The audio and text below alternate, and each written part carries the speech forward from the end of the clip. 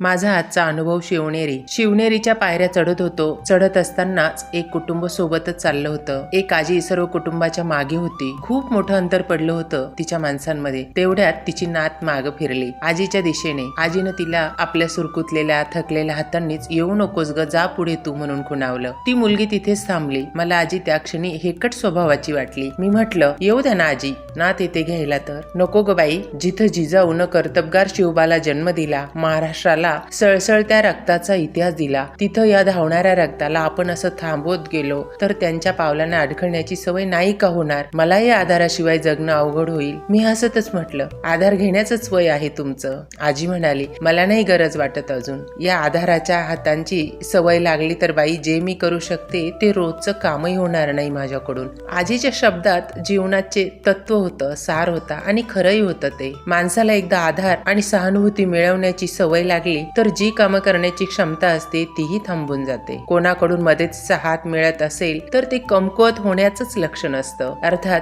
ज्यांना खरोखरच त्याची गरज असेल तर त्या व्यक्तीमागे भिंतीप्रमाणे अभेद्य उभं राहिलंच पाहिजे. खंबीरपणे जेव्हा आपल्याला आपला मार्ग तो स्वतः निवडेल तोपर्यंतच. नंतर त्याला स्वतःच्या क्षमता ओळखण्याचं बळ आपोआप येईल. शिवनेरीकडे बघताना जाणवलं की जिजाऊनं शिवबाला वाढवताना कुठल्याच आधाराची गरज घेतली नसेल हे आजीसारखी. जे छत्रपती शिवाजी महाराज काल, आज आणि उद्याही आमचे आदर्श असतील. महाराज, तुमच्याकडून समाजातील कुठल्याही घटक असो त्याला संकटात सामोरं जाण्याची प्रेरणा मिळाली, पायांना बळ मिळालं की मदतीच्या हातांची गरजच पडणार नाही हा तुमचा विश्वास. तुम्ही शत्रूंशी दोन हात करायला, लढायला शिकवलं, परंतु आम्ही आमच्याच माणसांचे पाय खेचत आहोत. तुम्ही रचलेल्या पराक्रमी इतिहासाची मोडतोड करत आहोत, आपसात भांडत आहोत असं शिवनेरीच्या अभेद्य तटबंदीला ओरडून सांगावंसं वाटत होतं. नाही केलं असं काहीही महाराज. मी त्या पवित्र भूमीशी नतमस्तक झाले. माझं हे शिवनेरीचं मनोगत तुम्हाला आवडलं असेल